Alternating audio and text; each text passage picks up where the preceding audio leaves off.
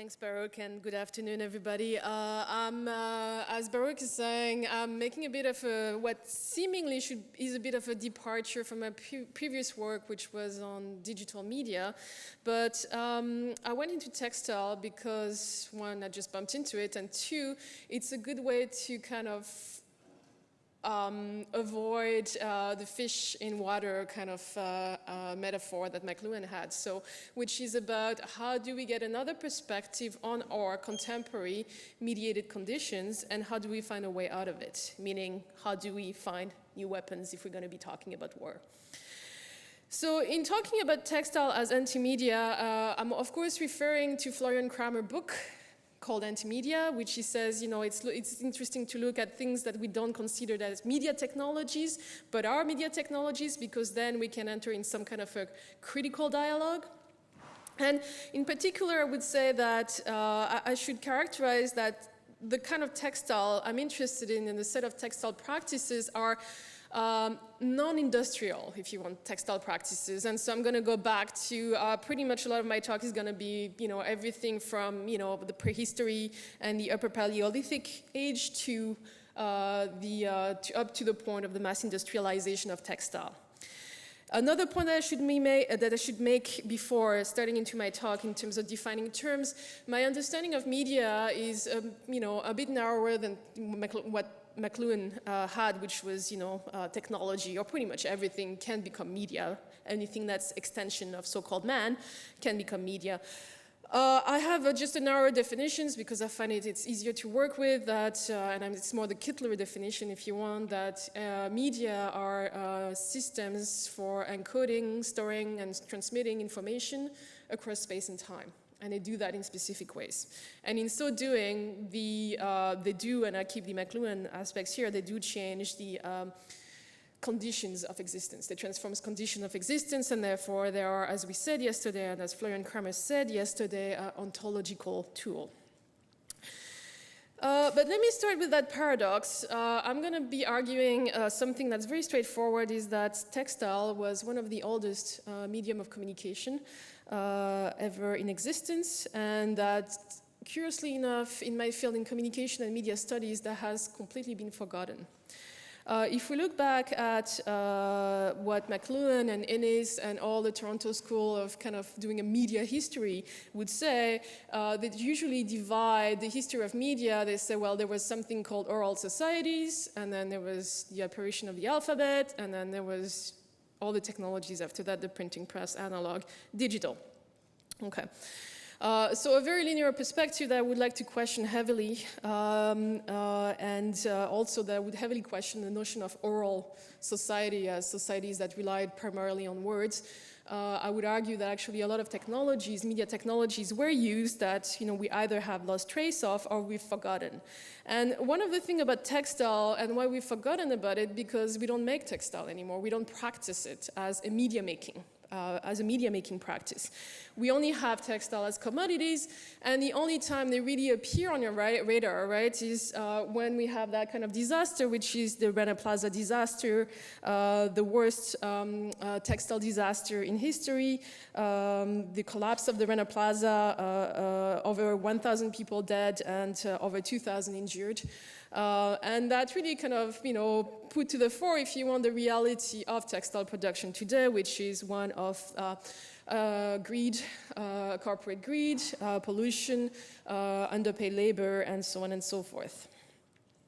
So we tend to forget about textile as means of communication because it has been mass industrialized and put into a circuit of commodity. And usually when we think about textile as communication, we're going to go back to, let's say, fashion and say, oh, well, you know, the way we dress is, you know, an expression of our identities and so on and so forth, right? And so the argument, if you want, the Marxist argument in relation to this is that our only relation with textile is that of false consciousness, right? You know, because we assign or we being manipulated into finding all those meanings into the clothes we wear, whereas the actual conditions of production of those commodities are less than acceptable. So that's the reason why we don't tend to think about textile as medium. But what do we mean by textile as medium or anti-media? The first aspect that I would want to look at, and it's in relationship to digital culture in many ways, is what I call composing, which, you know, is a way to think about encoding, but also about the relationship between kind of abstract code, if you want, and material practices of making. So this particular image here is a pre-Columbian textile from Peru, and please keep in mind that the kind of actually fairly intricate design and geometry, because I'm going to come back to it. But let's start with the beginning, if you want, and the beginning of textile. In a really fascinating book called Women's Work, The First 20,000 Years, there is, you know, a kind of question of where does textile come from, and it's traced back at this point to 20,000, 30,000 years ago, Upper Paleolithic era, and that's when, as it says in the book, some genius hit upon the principles of twisting handfuls of little weak fibers together to create a rope. So you take your little grass and you kind of like rub it together and you're going to create a rope. So we might think that rope are just technical tools that are very convenient for, you know, catching things and dragging things and so on and so forth. But you can already imagine that one of the things you're going to do with a rope, and it's very convenient. Ropes are very portable. You can just, you know, tie it around your waist or around your arm if you want. And let's say you want to remember something. Typically what you're going to do if you remember something and you know that you might not, you're going to make a knot on your rope. So some of you who still, you know, had grandfathers or, you know, parents who were using handkerchief probably know that, you know, at the time when we had handkerchief, which was not my time, you could sometimes, as a memory device, you would knot your handkerchief to remember to do something. So take that and multiply that if you want, or, you know, think about what the possibilities embedded in that, and that's the beginning of a digital code, or binary, numerical code, okay? And pre-Columbian time, numerical codes were in the form of ropes were developed and in South America, and those were called quipus, okay? So they're databases, and they're proto-databases and proto-search engines. So we don't know exactly how to read the quipus anymore. We don't know how to crack that code. One of the reasons is that they were heavily used in the age of the Inca Empire. They were one of the main tools for recording all kinds of information, weather patterns, tax information, ownerships, commodities, all sorts of things could just be turned into a code and recorded. Arrived the Spanish colonial forces, and what happens is that all the quipus are destroyed by the Incas because they didn't want to leave traces as to their, you know, what kind of assets they had, and, you know, that's the disappearance of that kind of technology, okay, if you want, as, you know, one that was central to the organization of an empire, a non-Western empire. If you look at today, we still have, you know, if you look at a lot of indigenous groups, Hawaii, for instance, but also along the coast of BC, you will still find a lot of groups that are using the rope system. And in BC, they're called memory cords, memory ropes, and you use them to remember stories and the detail of stories, right? And you use them both as a personal recording device and as a way to transmit common stories, okay? So that's the first time that we hit that, and that we hit a communication system that is not about alphabet and not about writing, but that is about some kind of numerical binary code, okay? At the same time, we should not forget that if we talk about those kind of communication systems like textile, we have to keep in mind the material aspects, the aspects about how do you make the rope and how do you make those textiles. And here, you know, like, I just don't want to keep us into ropes. I think the assumption that's being made now by anthropologists is that as soon as the first ropes appeared, then probably some kind of ways of weaving appeared, like, you know, very, like, not with weaving tools, but the idea of, like, tying ropes together and all that to create some kind of net, something stronger, and so on and so forth. So, but, you know, partly, you know, what we did, the first traces that we find of cloth, which is woven cloth, We find them in 7000 BC in Iraq. Probably there were earlier traces, but cloth tend to disappear very fast. And what needs to be kept in mind here in terms of composition is that in order to get cloth, in order to get a thread thin enough that you can weave, you're going to need to do a lot of engagement. You need to engage a lot with nature. So extracting durable and pliable materials from either plants, like cotton or flax, or animals, your wool, or insects like silkworms, is going to take time, skill, and technical innovation. And so when we think about wool, for instance, you have to remember that there's a few thousand years of work just to get the sheep to have the right kind of hair that can be used for wool, right? And so here we have the first instances, if you want, of a kind of like scientific engagement, if you want, with nature in order to produce those materials and materials that are for expression. So if we think about woven cloth, here again, what we see in terms of composing is the arrival of technical tools like the loom that allow you to create those woven materials. And so some of them are very simple, like this is an instance of a backstrap loom, which is very simple.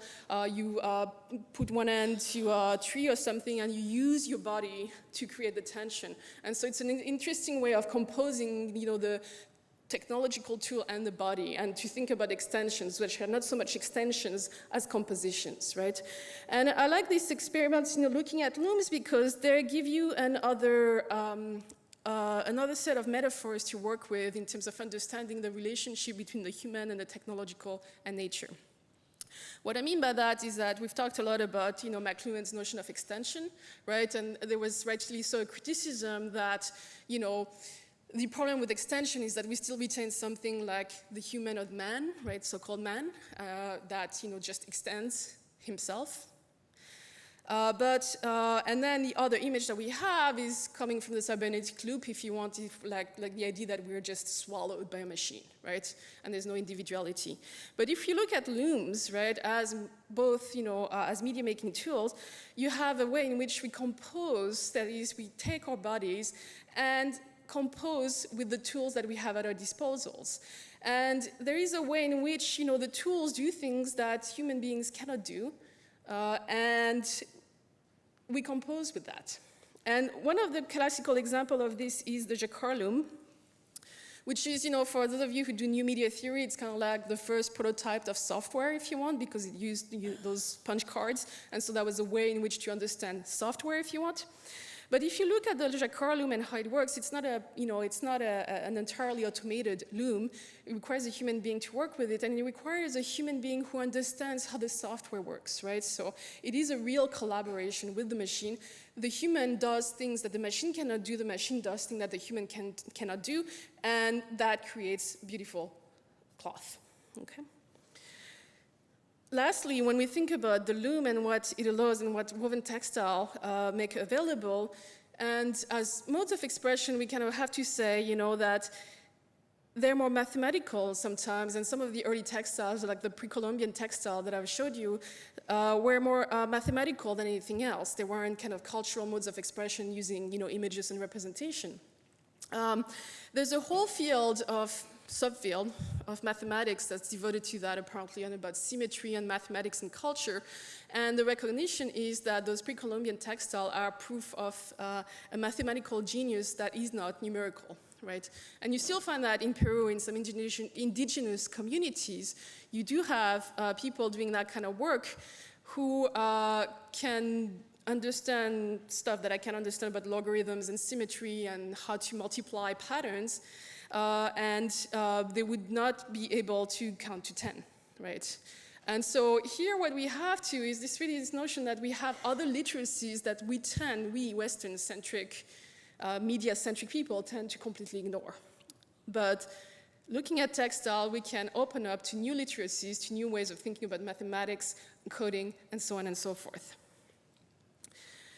So Of course, you know, and I've been talking to people in the room about this, you know, textile, and especially woven textile, is an expression of culture, right? You know, and it's interesting how, you know, textiles have evolved from encoding information, you know, binary or abstract information, to encoding social information. So you can think about the transition would be very easy to happen, it would be a fairly straightforward transition, in the sense that, you know, the kind of cloth that you're gonna wear, you're gonna use the cloth and weave it in some ways as to transmit social information about you.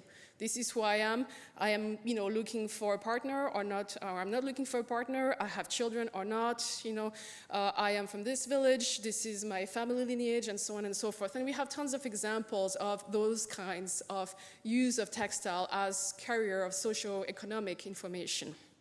I think, you know, here, like somebody was explaining, Josephine was explaining to me that the ears in the hats, you know, are dependent on how much wealth you have, like we're a sign of wealth, you know, kind of like encode that kind of information.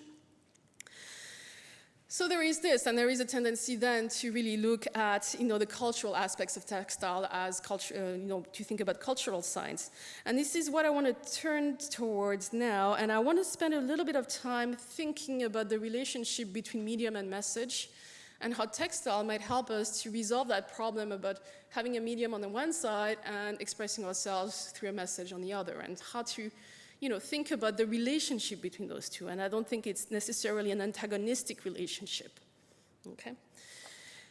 So let me start with how we tend to see textile in a kind of, let's say, traditional kind of academic way. The few times I encounter textile in communication and media studies is when it's used just like paper as means of representation. This is an example of a textile. Those are arpileras. They were made by women, mothers of the disappeared during the Pinochet era in Chile, and they were, you know, kind of became very famous because the Catholic Church smuggled them out of the country, and that was a way to raise some kind of global awareness about what was going on in Chile at the time. And there's a lot written about those kind of representational textile, but it kind of like tends to treat textile just like paper, and I find that there is a problem for that. I'm going to come back to it in a little, just in next slide, the slide after next. The other way in which we think about textile in communication and media studies is as computer interface, and that's getting into the smart textile stuff. And so we can use textile, you know, you embed all kinds of sensor into it, and so you kind of get those new interfaces. And this is one example from Cassie Emolga, the Human Sensor Project, where the textile are being used to record and react to invisible pollution, okay? And so that's the use of like using textile as a computer interface. So either we think about textile as paper or as a computer interface, but what if we started to think about textile as a medium of its own? What would it look like? Let me turn here to the work of William Morris. William Morris, who was a fascinating figure, a socialist, but also an artist, and somebody who really wanted to, was living at the time of the mass industrialization, and really wanted to do something about it and go against it. Revolutionary before his time, and also somebody who was doing ecosophy, what we call ecosophy now, which was thinking about the relationship between environmental practices, labor practices, social practices, subjective practices, and so on and so forth. So Morris was amazing because he was one of, you know, during the time of the industrialization of textile, that which saw the rise of the British Empire as a global empire. We have to remember that that meant the destruction of Indian textile production, which was the center, the world center of textile production at the time. Destruction that Karl Marx talks about and describes and denounces in very strong terms, and which involved also, you know, literally breaking artisans' fingers so that they would not be able to do their trade. So William Morris was one of the ones who said, you know, I want to get all those techniques back to England because they're important, because we need to keep them if we are not to become victims of the age of industrialization. So there's a whole history about textile and social change here that starts to appear. And what I find fascinating about Morris's textile, when you go and see them at the Victoria and Albert Museum, and it's free to go, you can just book it in advance. But when you look at pictures of William Morris's textile, what is, on the one hand, they seem like absolute perfection of design. And on the other hand, when you go for the close-ups, you can see all the ways in which the dyes is just seeping and all the little imperfections. And they're fascinating to look at because that's something that anybody who works with textile, and especially screen printing or block printing or applying or using kind of paper techniques on textile will tell you, is that it's impossible to get the same perfection that you get on paper on textile. Textile doesn't react the same way, it kind of like seeps, like you can create, fine weaves and all that, so as to minimize, the damage and the leaking. But textile resists. It's a material that resists. It's not something that we as human beings can entirely control. And that is what is interesting about textile as a mode of expression, because any kind of inscription or message that you're going to apply to it is actually going to become a way of engaging with the medium itself, with the support and with the medium. And to go back to the question of composition, what is interesting here is to start thinking about the use of dye and the application of color on textile. I want to go back again to pre-industrial color, which is natural dye and natural pigments. It's pretty much forgotten here, but when you think about, and I don't know if any of you have used natural dyes or are playing with it, but they are typically extracted from plants, a lot of them, some animals, but mostly plants. And they require a technical know-how that's very difficult to acquire, okay? The key example here is that of natural indigo dyeing, which you can see that's the natural indigo vat here. And in order to extract the color in the first place, the dye stuff in the first place, it takes quite a long process of composting the leaves and so on and so forth. And then there's a very complex chemical reaction that you need to create in order to get that indigo to actually dye your cloth, okay? And so, when you think about that and you think about, how, the kind of interactions that you have as a textile maker, if you want, with those natural colors, you are really, again, when you say you're applying or inscribing something onto cloth, you're not doing that. And anybody who does dyeing will understand that. What you're doing is you're composing with a support, your textile, with your color, if you want, that requires a very precise chemical process. And so you're kind of in that composition mode, right? So whatever it is that you get out of your cloth, whatever is inscribed on your cloth, is you engaging with the environment, with the non-human, okay? Which helps us to understand perhaps, how, textile can be used as a medium, like how do we think about media making in relationship to textile? And here I want to go to Japan. Which is, and to the Edo era landscape kimonos. So what I want to argue here is that when you make textile, you're relating to a bunch of techniques, you're relating to a bunch of material processes, you're relating to a bunch of non-human elements, and you're putting all those together. In other words, to be theoretical, you're transindividuating. Right? And that's from Simondon, which means you are becoming, you are engaging in a mode of relationship with the world, right? And that's the kind of communication and media making that happens through those kind of textile, is a way to be in the world, is a way to communicate within the world, is a way to receive communications in the world. And so that's one thing that artisans, textile practitioners in Edo era Japan understood. And when they did those, what they call landscape kimonos, which were, as you can see, they're landscapes, and they're a way to situate, if you want, the human body, but to completely transindividuate it, because they turn it into a landscape, it becomes part of a whole set of natural world, but also beyond that, it is a link to the spiritual world, okay? In other words, when we have those landscape kimonos that use natural dyes and natural processes that use silk, we have a way of weaving together things that are usually considered completely opposite, like nature and spirituality, perhaps. the kind of abstract and the concrete. All these can be woven together and they are transformative. Wearing a kimono, one of those landscape kimono, will transform you. You will not be just yourself. You will be something else. So that's what we, that's how we can understand the notion of transindividuation here. Sorry. But I want to point out that, this is not, just something that is, the purview of like, highly skilled artisans in Japan, for instance. And this is another Japanese example of the kind of way in which you compose with textile that can become a way of transindividuating, of going beyond the individual and, managing to communicate across space and time. So this is an example. This example here, it's called boro, which means patching, which is about Japanese patching techniques. And this is what it became after a few hundred years, which is sashiko, embroidery techniques.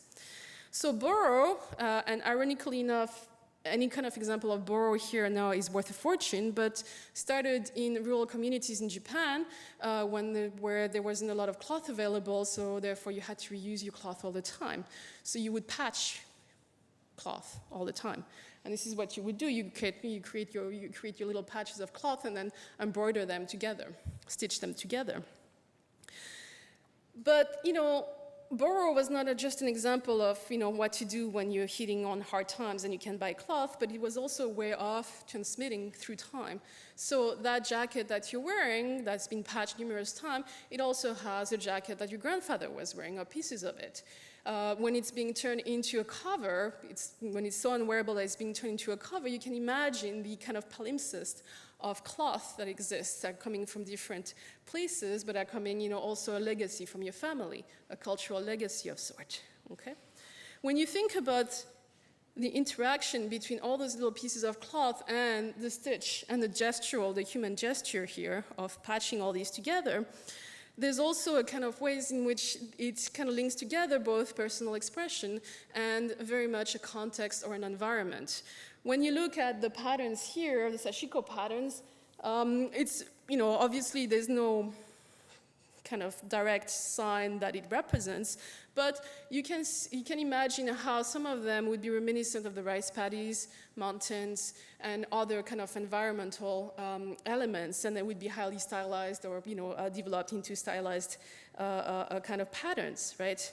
And perhaps this is where we can understand the role of pattern in general, and I would, argue that pattern, when you do pattern, actually, patterns are not signs. There's nothing you can say about a stripe except that it's a stripe. It doesn't represent anything. Yet, they are important. They are culturally very important.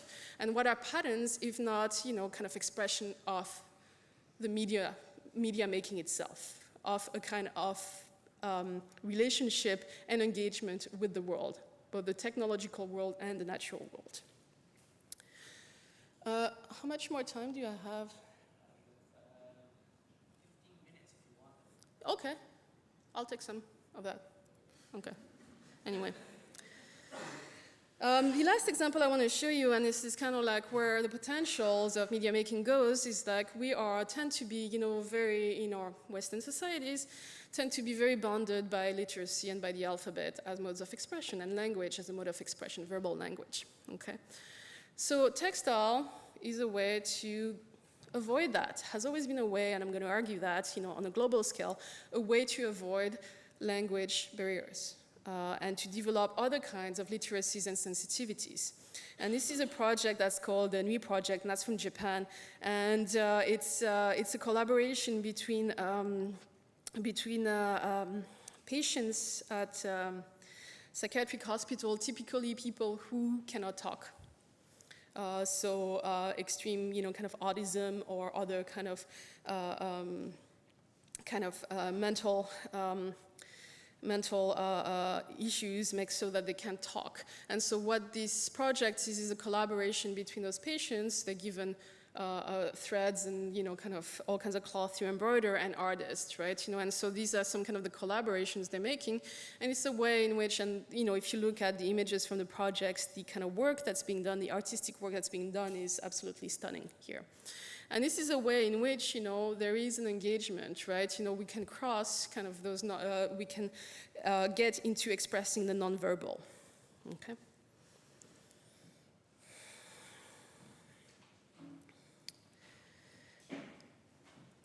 So, how is that relevant to us now to think about pre-industrial or non-industrial textile? Let me go back to William Morris and the question of social change. William Morris was very much aware that there are choices to be made when you have a technology, right? And the kind of technological tools that you're going to be using are going to have a profound impact in how you locate yourself in the world and how you're going to see the world, right? And so the question is, well, for Morris, is like, are we going to say human as masters of the world and therefore, having the right to plunder and destroy, or a more ecosophical argument, which would be how do we engage with the world? How do we use the world to create new forms of relationships? One in which, in some ways we could say that it's kind of similar to what Donna Haraway is arguing now about making kin, which is about develop relationships with non-human processes, with insects, with plants, and so on and so forth, in order to create a new politics and new ways of being.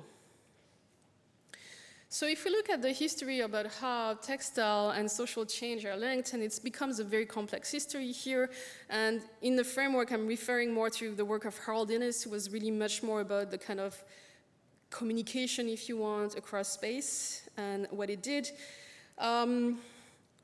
One of the things is that textile probably was one of the first ways, because people wanted textiles so much that it was one of the first global communication system.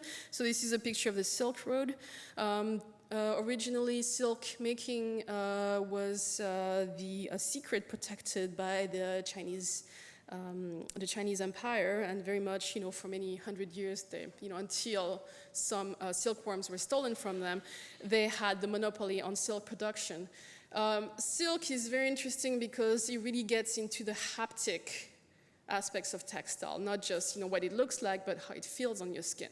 And if you think about what textile feels like on your skin, there's a very limited range of textile that actually feel nice, and they're all natural fibers, right? So cotton, linen, silk, hemp, bamboo, those sort of things are typically what feel nice, right? And the rest of it, the kind of industrial man-made textile, the nylon and the poly and all those sort of things, they make us very hot, usually, because they don't breathe. And silk is interesting because it's as close as you can get to the feeling of skin on skin. So it's very intimate, right? It's a very haptic form of communication. When you wear silk, it's the closest you can feel to another skin against you, okay? And so when silk first appeared or started circulating, you can imagine the craze that went into it, because there was, the demand was really high, and in the times of the Roman Empire, for instance, all the women started, all the rich women started seeking and wearing silks, and there was a lot of upheaval because they looked like they were half naked and so on and so forth, so the moral order stepped in and so on. But you can imagine it's just like this sense of haptic feeling, right? And again, the way in which textile perhaps can communicate at the very intimate level of something on your skin, and at the very kind of abstract spiritual level of, the entire cosmos. So the Silk Roads are interesting. There's a lot I can say about the Silk Roads, but I'm going to skip that because I want to go into the first global system of exchange, which was not around silk so much, but around cotton. Right? And this is a book that was written about what is now what we call chintz, right? Which are cotton, like lightweight cotton from India that were block printed with those beautiful colors. They're all natural kind of dyes, mostly madder and indigo here. And at the time of the 15th century, when some traders went and discovered those beautiful textiles and started trading them, what happened was a complete, somewhat of a social revolution all over Europe.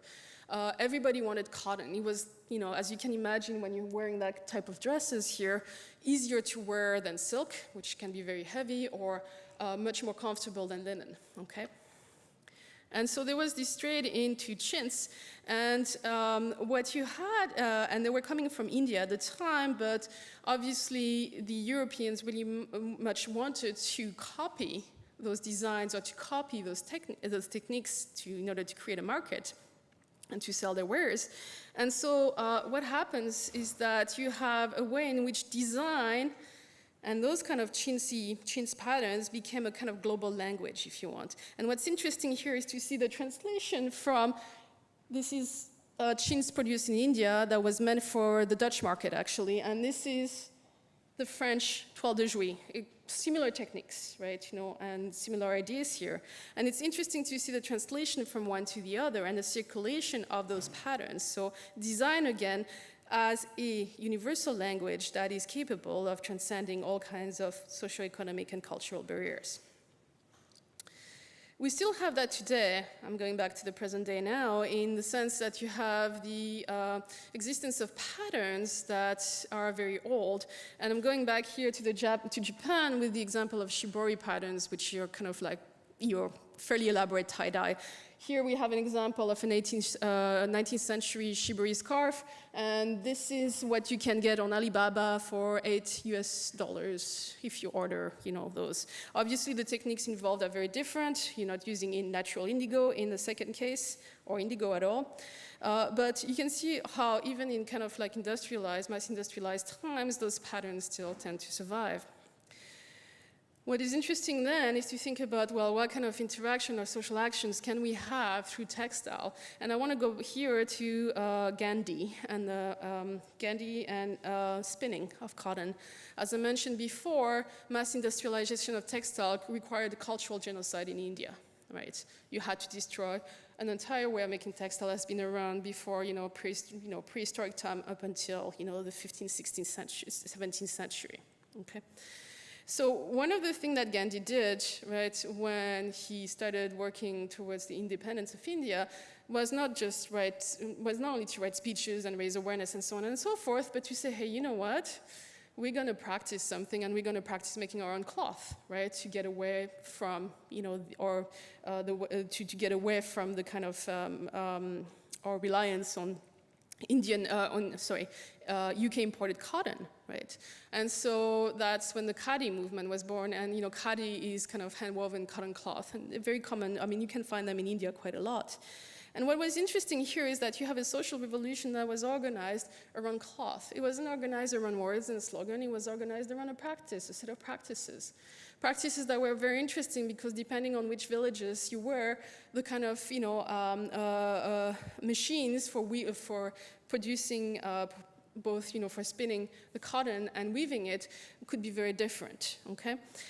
And so you have something that, you know, doesn't have words that can be used to inscribe a whole new set of modes of existence. And that's the Indian examples.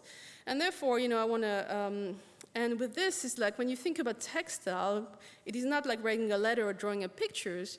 You know, it doesn't work through linguistic signs or even what we understand as visual representations, but it mobilizes the senses in multiple and complex ways. And it kind of is a way to literally weave together planes of existence that usually are considered as separate: the biological, the spiritual, the intimate, the social, and so on and so forth. Thank you.